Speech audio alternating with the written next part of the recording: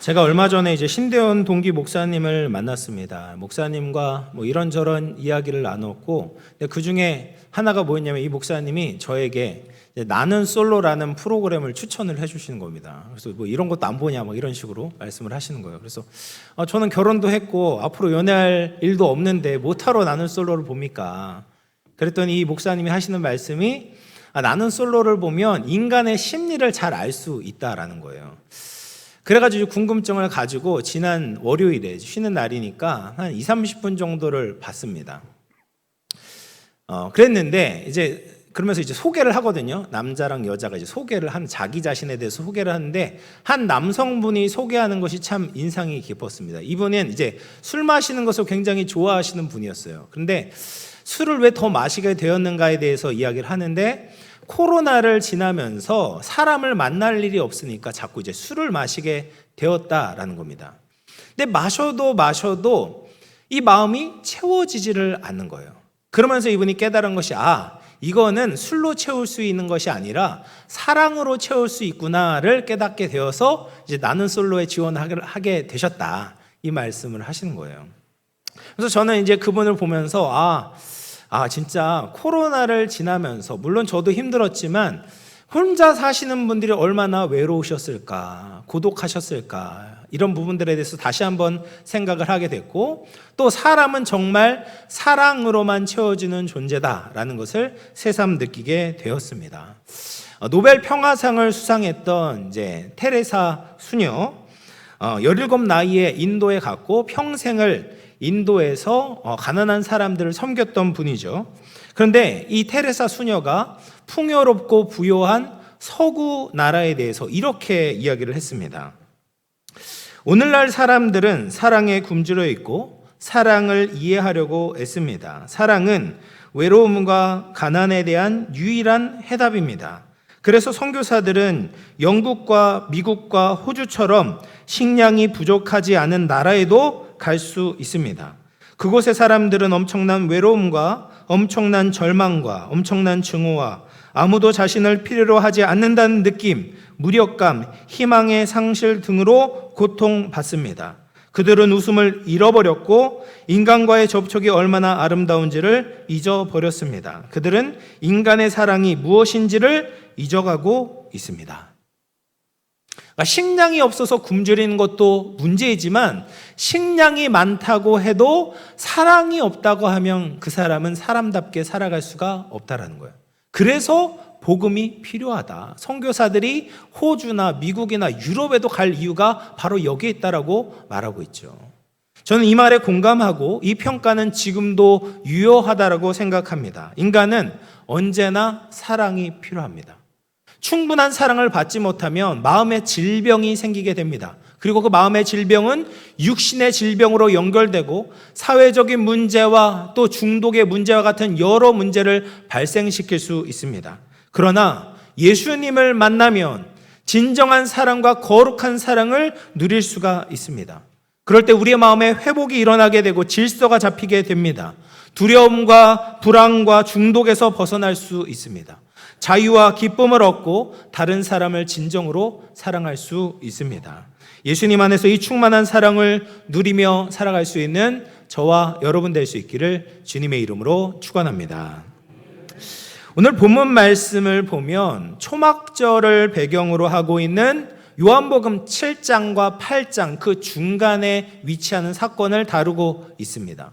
초막절은 하나님께서 이스라엘 백성들을 40년 동안 보살펴 주신 것을 기념하고 감사하는 절기입니다. 근데 이 초막절과 관련해서 중요한 두 가지 행사가 있었어요. 한 가지는 뭐냐면 요한복음 7장에 나오는 물축제가 있었고, 또 한 가지는 요한복음 8장에 등장하는 불축제라는 것이 있습니다.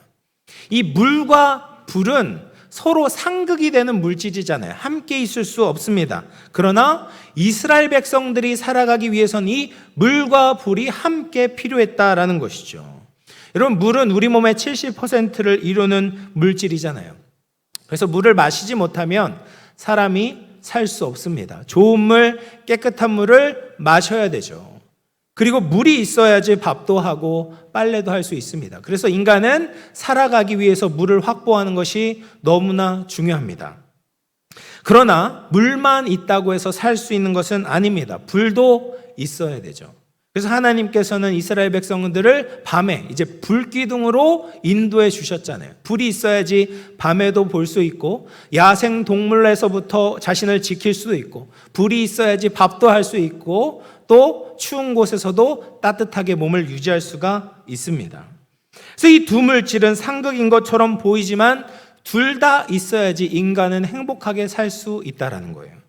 그런데 하나님의 속성 가운데서도 이렇게 상극처럼 보이는 속성이 있다는 겁니다. 바로 사랑과 공의입니다. 사랑과 공의는 물과 불처럼 전혀 반대되는 것처럼 보이지만 하나님은 사랑과 공의, 은혜와 진리가 충만하신 분이다라고 자기를 나타내셨습니다. 하나님은 사랑이시죠. 하나님의 사랑 때문에 우리는 존재할 수 있고 만들어졌습니다. 그리고 하나님의 사랑 때문에 우리는 살아갈 수 있죠. 하나님이 사랑이시기 때문에 우리는 하나님을 찾아갈 수 있습니다. 그런데 또 하나님은 공의로우신 분입니다. 죄와 불의를 절대로 용납하지 않으십니다. 그래서 하나님의 법을 지키며 의로운 사람들은 인정하고 복을 주시고 상을 베풀어 주시지만 하나님의 법을 어기고 하나님의 나라를 어지럽히는 자들은 그에 합당한 대가를 치르게 하십니다. 형벌을 내리시는 거예요. 우리는 이 하나님의 공의와 사랑을 기억해야 되는 거예요. 이 하나님의 공의로운 사랑, 진리가 가득한 은혜를 받을 때, 인정할 때 비로소 인간은 행복을 누릴 수가 있습니다. 그것을 보여주는 것이 바로 오늘 본문의 말씀입니다. 예수님께서 아침이 되셔서 성전에 들어오셨을 때 많은 사람들이 예수님의 말씀을 듣기 위해서 나왔습니다. 성전들은 율법 교사들이 율법을 가르치던 장소였고 예수님도 이곳에서 성전들에서 많은 사람들에게 하나님의 말씀을 가르쳐 주셨어요. 그런데 이때 불청객이 등장하는 거예요. 바리새인과 서기관들입니다. 이들은 유대 사회에서 인정받던 율법 교사들이었습니다. 그런데 율법 교사들이 율법을 가르치는 것이 아니라 한 여자를 끌고 와서 무리 한가운데 세우는 거죠. 그리고 예수님께 말하는데 뭐라고 이야기를 하냐? 선생이요, 이 여자가 간음하다가 현장에서 잡혔나이다 라고 말합니다. 이들의 고소의 내용은 사실이었습니다. 그러나 의문 가는 점들이 있습니다. 보통 간음을 한다고 한다면 남들의 눈을 피해서 몰래 할 텐데 어떻게 그 간음하는 현장을 덮칠 수가 있었을까? 간음하는 여자는 붙잡혀 왔는데 간음하는 남자는 왜 붙잡지 못했을까? 이런 여러 가지 의문이 들 수 있어요. 그래서 이런 것들을 보고서 어떤 학자들은 이 서기관과 바리새인들이 남자와 짜고 덫을 놓았다라고 생각하는 사람도 있습니다. 뭐 확실하진 않지만 그런데 분명한 것은 뭐냐? 이들은 이 바리새인과 서기관들은 이 여인의 죄에 대한 의로운 판결을 원했던 것이 아니라 예수님을 고발하기 위한 명분을 만들기 위해서 이 여자를 데리고 왔다라는 거예요. 그리고 궁금하지도 않은 질문을 던집니다. 모세는 율법에 이러한 여자를 돌로 치라고 명하였거니와 선생님은 어떻게 말하시겠습니까? 이들은 율법의 전문가답게 간음한 여인을 돌로 치라는 율법을 알고 있었습니다. 그런데 그 율법을 이 여인에게 어떻게 적용하겠는지에 대해서 예수님께 질문을 던지고 있는 겁니다.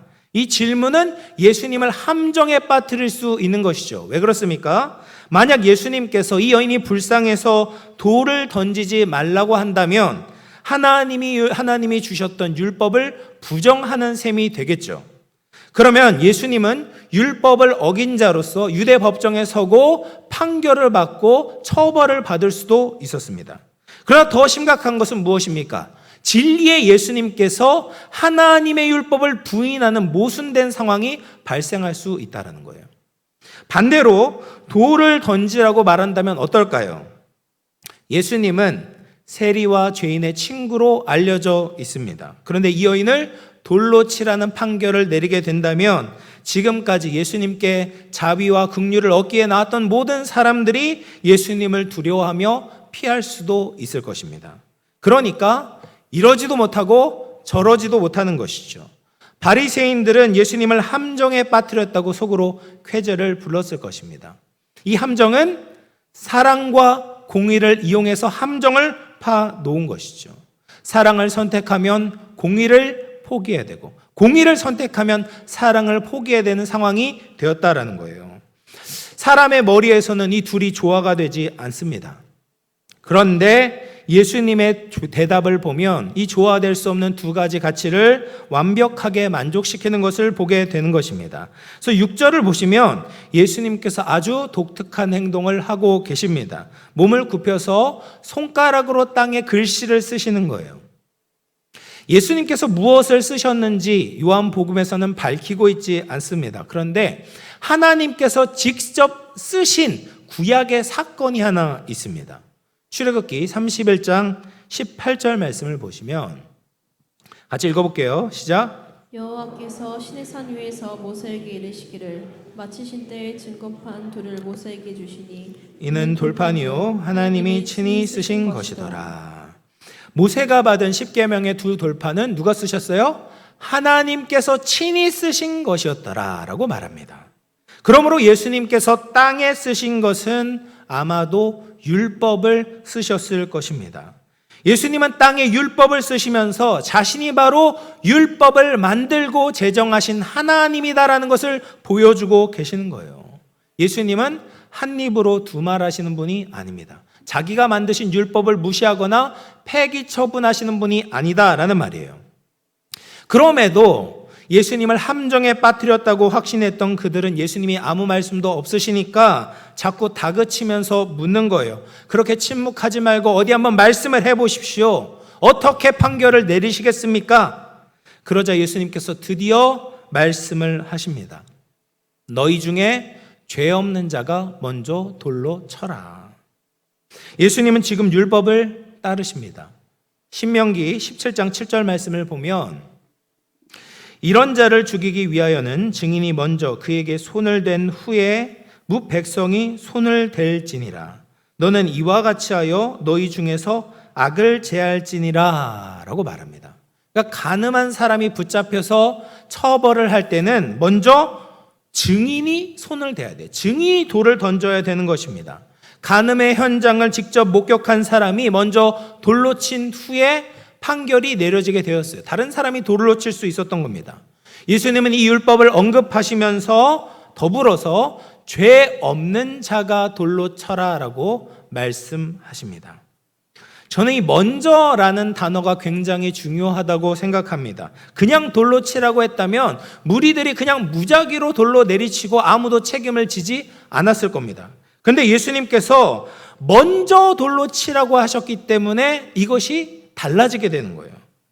그 먼저 돌로 치는 사람은 증인의 책임을 져야 되고 그 사람은 죄 없는 사람이 되어야 됐죠. 그러니까 먼저 돌을 던지게 된다면 그 사람은 주목을 받게 될 것입니다. 예수님 앞에서 자기가 떳떳하다라는 것, 자기가 죄가 없다는 것을 나타내야 돼요. 근데 예수님은 모든 것을 알고 계시잖아요. 그러니까 그 사람은 결국 간음한 사람 옆에 설 수밖에 없는 것입니다. 이처럼 예수님은 여인을 정죄하고 있는 무리들을 한 사람씩 분리시키셨습니다. 익명으로 숨어 있었던 무리들을 빛으로 드러내시며 율법 앞에 서도록 만드셨습니다. 누가 먼저 돌을 던질 수 있을까요? 그러면서 예수님은 다시 몸을 굽혀 땅에 글씨를 쓰셨어요. 율법을 쓰셨습니다. 하나님도 모세에게 계명을 주실 때 한 번 쓰신 것이 아니라 2번 써서 주셨어요. 첫 번째 돌판을 가지고 시내산에서 내려왔는데 이스라엘 백성들이 우상 숭배를 하고 있잖아요. 그래서 모세가 그 돌판을 깨뜨렸죠. 백성들이 회개하고 나서 다시 모세가 돌판을 가지고 하나님께 율법의 계명을 받게 되고 그 돌판이 언약궤 안에 보관하게 됩니다. 예수님도 다시 손가락으로 율법을 쓰시는 거예요. 그때는 그 율법이 여인을 향한 것이 아니라 주위를 둘러싼 사람들을 향하기 시작했습니다. 자신과 상관없다고 여겼던 그 율법이 자신들에게 마주하게 되었을 때 그들은 한 명씩 떠나가게 된 것입니다. 여러분, 우리는 이 말씀을 통하여서 한 가지 깨닫게 되는 것이 무엇입니까? 사람은 정죄의 프레임 안에 갇혀 있다라는 겁니다. 사람은 두 종류의 부류로 나눌 수 있습니다. 정죄하는 사람과 정죄받는 사람이 있습니다. 본문 말씀에서 정죄하는 사람이 누굽니까? 바리새인과 서기관들이죠. 이들은 간음한 여인을 정죄하려고 했고 예수님조차 정죄하려고 했습니다. 심지어 죄가 보이지 않으면 어떻게 합니까? 죄를 들춰내고 죄를 만들어서라도 정죄하려고 했던 것이 이들의 사악한 모습이었습니다. 또 정죄받는 사람이 있죠. 간음한 현장에서 잡힌 여인이었습니다. 누가 봐도 잘못을 저질렀습니다. 그래서 정죄의 대상이 되는 거죠. 이 죄의 책임에서 벗어날 수가 없습니다. 돌에 맞아 죽어야 끝이 나는 거예요. 이것이 사랑이 없이 공의를 휘두르는 사람의 모습입니다. 사람은 끊임없이 정죄하고 정죄받고 판단하고 판단을 받습니다. 이 당시에 사람들만 그런 것이 아니라 지금도 마찬가지입니다. 현대인들도 자기 나름대로의 법을 가지고 있죠. 하나님의 말씀을 가진 사람도 있고 자기의 경험을 가진 사람도 있고 자기의 철학과 생각을 가지고 있어요. 그것을 가지고 다른 사람들을 판단합니다. 요즘 자영업자들이 사업을 하는 것이 참 힘든 시대가 되었습니다. 배달 어플을 보면 이제 별점을 매길 수가 있어요. 그래서 사람들이 별점을 매기고 또 사람들은 그 별점을 보면서 주문을 해야 되나 말아야 되나를 결정합니다. 그래서 사장님들이 좋은 별점을 받기 위해서 굉장히 많은 노력을 하시죠. 문제는 그 별점을 공정하게 주면은 괜찮지만 별점을 쥐고 갑질을 하는 사람들이 있다라는 거예요. 별점으로 테러를 하겠다고 협박을 하면서 말도 안 되는 서비스를 요구하는 진상 고객들이 있습니다. 고객은 판단을 하고 자영업자들은 판단을 받습니다. 그러다 잘못하면 공개 처형을 받게 되는 것이죠. 개인과의 관계에 있어서도 우리는 판단을 하려고 합니다. 저 사람이 좋은 사람인지 나쁜 사람인지, 저 사람은 나와 함께 할 수 있는 사람인지 그렇지 않은 사람인지 나의 기준을 가지고 판단하게 되는 거예요. 나는 판단하는 사람이고 다른 사람들은 느끼지 못할지 모르지만 판단받는 사람입니다. 가정에서도 마찬가지입니다. 우리는 배우자를 판단합니다. 부부간에 지켜야 될 규칙이 있죠. 명시적으로 세운 규칙이 있을 수도 있고 나 혼자 정해놓은 규칙이 있을 수도 있습니다. 그것을 지키고 있는지 지키고 있지 않은지를 계속해서 확인하고 규칙을 어기게 된다면 화를 내기도 하고 부부싸움으로 이어지기도 합니다. 이처럼 우리는 세상에서 사람들 사이에서 바리새인과 같이 정죄를 하거나 이 간음한 여인과 같이 정죄를 받곤 하는 것입니다. 내가 정죄를 받고 비난을 받게 되면 당연히 기분이 나쁩니다. 그러면 보통 가만히 있지 않습니다. 내가 정죄받을 만한 사람이 아니다라는 것을 증명하기 위해서 상대방을 또 정죄하는 것이죠. 그 사람의 잘못과 치부를 드러냅니다. 나는 정죄받을 만한 사람이 아니라 정죄할 수 있는 사람이다. 나는 떳떳하고 의롭다라는 것을 증명하려고 합니다. 이것이 변질된 공의를 내세우는 인간의 모습이다라는 거예요. 그러면 우리는 과연 판단할 자격이 있습니까? 우리는 누구도 다른 사람에게 돌을 던질 만한 자격이 없습니다. 그렇다고 경찰이나 검찰이나 판사가 없어야 된다는 말이 아닙니다. 이런 사람들은 사회 질서를 유지하기 위해서 꼭 필요합니다. 그러나 어떤 사람이 조금 부족해 보인다고 해서 내가 저 사람보다 존재적으로 도덕적으로 탁월하다, 우월하다라고 착각해서는 안 된다라는 거예요. 간음이라는 잣대를 가지고 여인에게 들이댔을 때 여인은 돌에 맞아야 됩니다. 그런데 신성모독이라는 잣대를 가지면 누가 돌에 맞아야 합니까? 거짓이라는 잣대를 가지면 어떻겠습니까? 위선이나 교만이라는 잣대를 가지면 누가 더 잘못했습니까? 사람들은 정죄를 받지 않기 위해서 감추고 있지만 사실은 다 똑같은 죄인에 불과하다라는 거예요. 그럼에도 불구하고 자기 스스로를 변명하고 합리화하면서 나는 괜찮다, 떳떳하다라고 감추려는 것이 바리새인들의 잘못이고 우리가 흔히 저지를 수 있는 잘못이다라는 겁니다. 우리는 예수님을 만나면 비로소 알게 됩니다. 나는 정죄하는 자가 아니라 사실은 정죄받아 마땅한 자다라는 거예요. 나는 돌을 던질 수 있는 사람이 아니라 돌에 맞아야 되는 대상이다라는 것을 깨닫게 되는 것입니다. 아무리 나보다 못한 사람을 데리고 와도 예수님은 알고 계십니다. 우리의 마음과 생각과 말과 행동들을 다 알고 계십니다. 예수님은 절대로 속지 않으십니다. 그분이 만드신 정확한 진리의 말씀 앞에 서게 될 때 최소한의 양심만 있다면 예수님 앞에 고개를 숙일 수밖에 없습니다. 야고보서 4장 12절 말씀을 같이 한번 읽어보겠습니다. 시작. 입법자와 재판관은 오직 한 분이시니 능히 구원하기도 하시며 멸하기도 하시느니라. 너는 누구이기에 이웃을 판단하느냐. 아멘. 사랑하는 성도 여러분, 우리는 형제를 비방하거나 판단할 수 있는 자격이 없습니다. 우리는 삶이라는 경기에서 심판으로 있는 것이 아니라 삶을 살아내야 되는 선수로서 입장했어요. 다른 사람이 잘하고 있나 못하고 있나 살펴보는 심판은 내가 아니라 하나님이십니다. 나보다 못하는 사람을 쳐다보면서 손가락질하고 나의 삶에 대해서 뿌듯해하고 안도해서는 안 되는 겁니다. 다른 사람들을 정죄하거나 판단하지 마십시오. 내가 하나님 앞에 어떤 존재인지를 기억할 때 하나님의 은혜와 진리가 우리를 비추게 되고 그제서야 비로소 우리가 살게 될 줄로 믿습니다.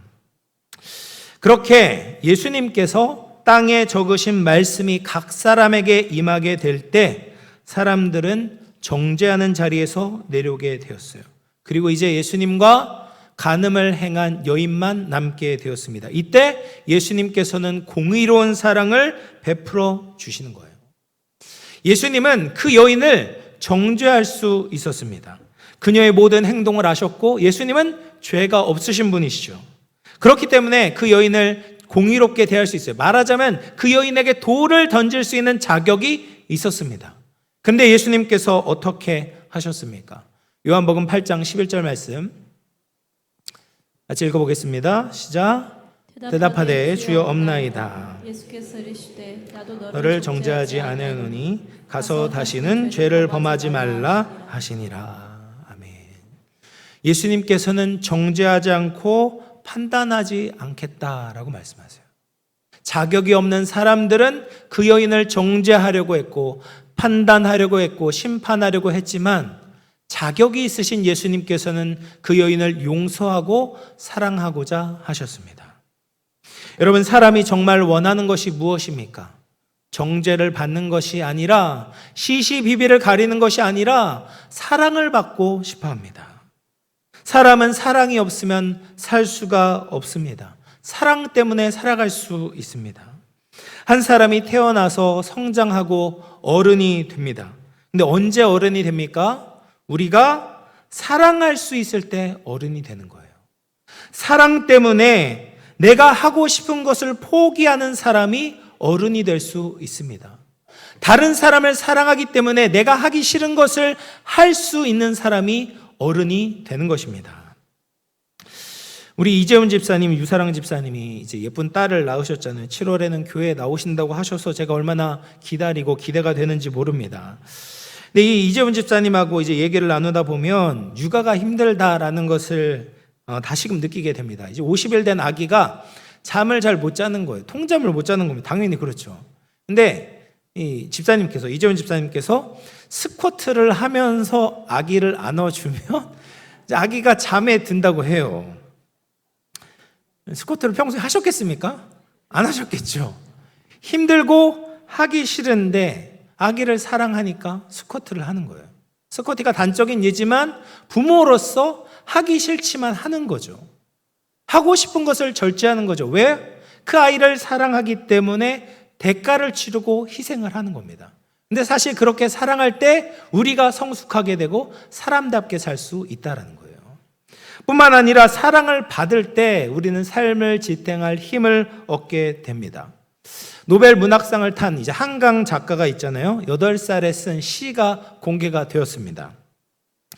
사랑이란 어디 있을까? 팔딱팔딱 뛰는 나의 가슴 속에 있지. 사랑이란 무엇일까? 우리의 가슴과 가슴 사이를 연결해주는 아름다운 금실이지. 사랑은 가슴과 가슴을 연결해주는 아름다운 금실이다. 정말 아름다운 표현 아니겠습니까? 여러분, 사람에게 금덩어리는 없어도 금실은 꼭 가지고 있어야 돼요. 아무도 나를 사랑하지 않는다면 우리는 이 땅에서 존재할 이유를 찾을 수가 없습니다. 아무도 나에게 관심을 가져주지 않고 내가 죽어도 아무도 슬퍼해 줄 사람이 없다라고 느껴진다면 우리는 생존할 수 있는, 버틸 수 있는 힘을 잃어버리게 되는 거예요. 그래서 사람은 누구나 다 금실이 필요하다라는 거예요. 금실 같은 사랑이 우리 서로를 연결해 주어야 합니다. 당신이 살아있어서 내가 살 수 있어요 라는 사람들이 우리 주위에 있을 때, 사랑하고 사랑을 받을 수 있을 때 비로소 숨을 쉬며 행복하게 살 수 있다라는 거죠. 그런데 문제는 세상에서 사람들 사이에서 사랑을 받을 때가 많은 것이 아니라 정죄를 받을 때가 많다라는 겁니다. 주위에 바리새인과 서기관밖에 보이지 않습니다. 그리고 나도 자꾸 바리새인과 서기관의 노릇을 하는 겁니다. 사랑으로 시작한 것 같은데 어느새 정죄하기에 바쁩니다. 사랑하기 위해서 부부가 되었는데 서로가 서로를 비난하는 것입니다. 가정 안전한 보금자리와 같은 가정이 되어야 되는데 사랑하고 사랑받는 것이 아니라 판단받고 판단을 받는 겁니다. 그러니까 힘이 듭니다. 남편들은 말수가 적어집니다. 아내들은 사랑받는다는 느낌이 안 드니까 자꾸 잔소리를 합니다. 이 악순환의 고리를 끊어낼 수가 없는 것이죠. 예수님 앞에 끌려온 간음한 여인을 한번 생각해 보십시오. 그 여자가 어떤 남자와 간음을 했는지 모르지만 이 여인이 결국 원하는 것이 무엇이었습니까? 사랑받기를 원했던 거예요. 사랑하고 사랑받기를 원했던 것이죠. 그런데 그녀가 추구했던 사랑, 그녀가 따랐던 사랑은 진리가 빠진 사랑, 공의가 빠진 사랑을 원했던 것입니다. 그리고 그 사랑의 끝은 결국 파멸이었습니다. 그녀와 함께했던 여자는 그녀를 버리고 떠나갔습니다. 모든 사람들은 그녀를 판단하고 정죄했습니다.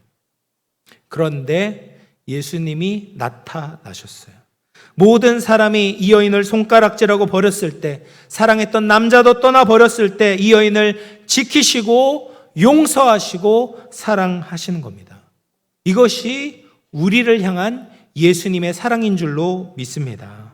예수님이 이 땅에 오신 것은 우리를 심판하기 위해서 오신 것이 아니라 우리를 구원하기 위해서 오셨습니다.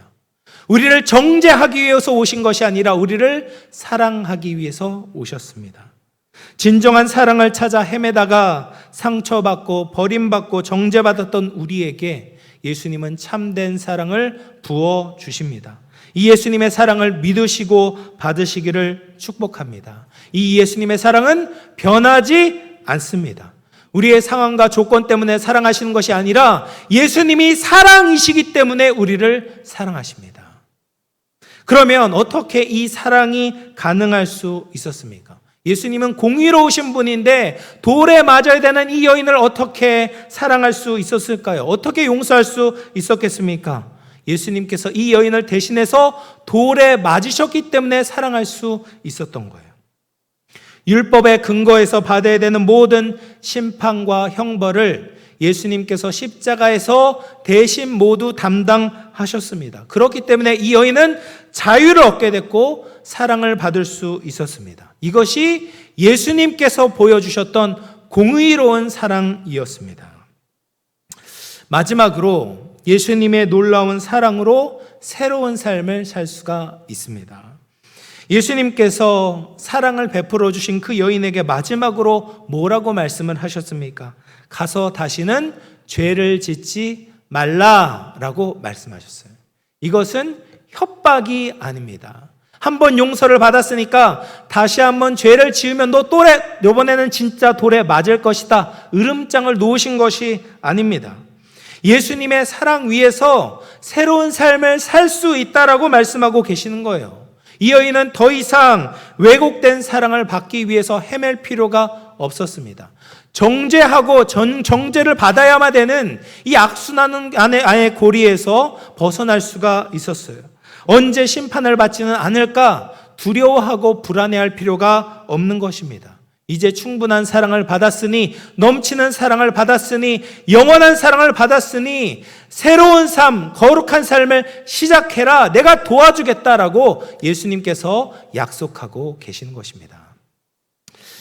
칼 매닝거라는 미국의 정신과 의사가 이렇게 이야기를 했습니다. 사랑은 사람을 치료한다. 주는 사람과 받는 사람 양쪽 모두를. 우리는 예수님의 사랑을 받고 치료를 받아야 됩니다. 예수님의 마음과 우리의 마음이 연결되어지는 금실이 생기게 될 때 이 금실이 우리의 마음과 내면을 치유합니다. 더 이상 불안하고 외롭고 공허한 감정에 휩싸이지 않습니다. 마음 깊은 곳에서부터 평화와 충만함을 느끼고 삶을 살아야 되는 의미와 목적을 깨닫게 되는 것입니다. 부정적인 생각과 감정에서부터 벗어나 하늘에서부터 부어주시는 진짜 소망을 가질 수 있습니다. 변함없이 우리를 사랑하시는 하나님 아버지, 나를 떠나지 않으시는 예수님을 믿음으로 정죄가 아닌 주님의 사랑을 전할 수 있는 저와 우리 영암의 모든 가족들 다 될 수 있기를 주님의 이름으로 축원합니다. 사랑하는 성도 여러분, 이제 말씀을 마무리합니다. 예수님은 거룩한 사랑이십니다. 그분의 십자가가 율법의 모든 공의를 만족하셨고 우리를 향한 무조건적인 사랑을 베풀어 주십니다. 그러니 우리는 그 사랑을 믿고 받아야 됩니다. 바리새인처럼 예수님을 감히 판단하지 말고 예수님의 사랑을 믿으시고 받으시기를 바랍니다. 예수님의 크고 따뜻한 품에 안겨서 평안을 누리시기를 바랍니다. 그럴 때 우리 안에 있는 모든 아픔과 상처들이 눅눅듯이 녹게 될 것입니다. 무한히 사랑하시는 예수님으로 인해서 우리는 새로운 삶을 살 수 있습니다. 예수님의 이 놀라운 사랑을 깊이 깨닫고 그 안에서 자유와 기쁨과 사랑의 사람으로 거듭날 수 있는 저와 우리 영암의 모든 가족들 다 될 수 있기를 주님의 이름으로 축원합니다. 우리 말씀을 생각하면서 같이 한번 기도하겠습니다. 여러분, 우리가 세상 속에 살아가면서 정죄의 프레임에 갇혀 있지 않습니까? 정죄받지 않기 위해서 발버둥 치고 다른 사람을 정죄하면서 상처 주고 있는 것이 우리의 모습은 아닙니까? 이런 비참한 상태에서부터 벗어나기 위해서 우리는 반드시 예수님의 사랑을 받아야만 합니다. 우리를 있는 모습 그대로 받아주시고 한없는 사랑으로 용서해 주시는 예수님의 음성을 듣기를 소망합니다. 예수님의 십자가를 통해서 우리에게 베푸신 사랑을 깨닫게 하여 주시옵소서. 나를 위해 모든 것을 내어주시는 그 사랑을 가지고 정죄하는 자가 되는 것이 아니라 사랑하는 자가 되게 하여 주시옵소서. 우리 말씀을 생각하면서 같이 한번 기도하며 나가도록 합니다. 하나님 아버지, 감사합니다.